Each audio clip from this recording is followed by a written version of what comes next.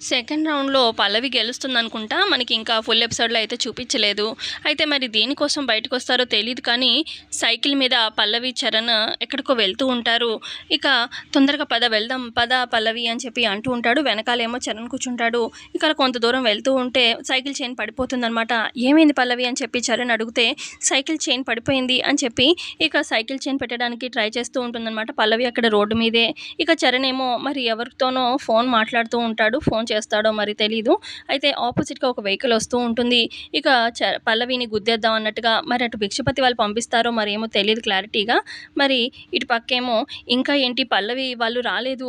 Final round start అవ్వబోతుంది కదా అని చెప్పి సుమలత కంగారు పడుతూ ఉంటుంది.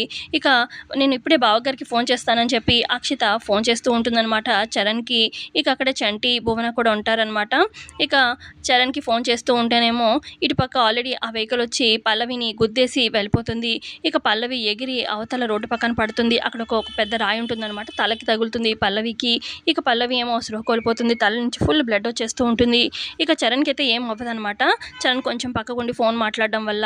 ఇటుపేమో అక్షిత ఇదేంటి ఆంటీ బావగారు ఫోన్ లిఫ్ట్ చేయట్లేదు. నాట్ రీచబుల్ వస్తుందేంటి అని చెప్పి సుమలతకి చెప్తూ ఉంటే, ఇప్పుడేంటి వీళ్ళు ఎక్కడున్నారు? ఫైనల్ రౌండ్‌కి టైంకి రీచ్ అవ్వకపోతే ఏమవుతుంది అని సుమలత కంగారు పడుతూ ఉంటుంది. ఇటుపక్క పల్లవి స్పృహ కోల్పోతుంది కదా! ఇక చరణ్ ఏమో పల్లవి ఏమైంది నీకు అని చెప్పి పల్లవి లే లే అని చెప్పి పిలుస్తూ ఉంటాడు. మరి ఫైనల్ రౌండ్ టైంకి పల్లవి లేచి మరి డైరెక్ట్‌గా హాస్పిటల్‌కి వెళ్ళకుండా బాక్సింగ్ ఆడడానికి ఫైనల్ రౌండ్‌లో పార్టిసిపేట్ చేయడానికి పల్లవి వస్తుందా? ఏమవుతుందనేది కమింగ్ ఎపిసోడ్‌లో తెలుసుకోవాల్సిందే. సో, ప్రోమోలో అండి ఇక్కడి వరకే చూపిచ్చారు. నచ్చితే లైక్ చేయండి. Thanks for watching.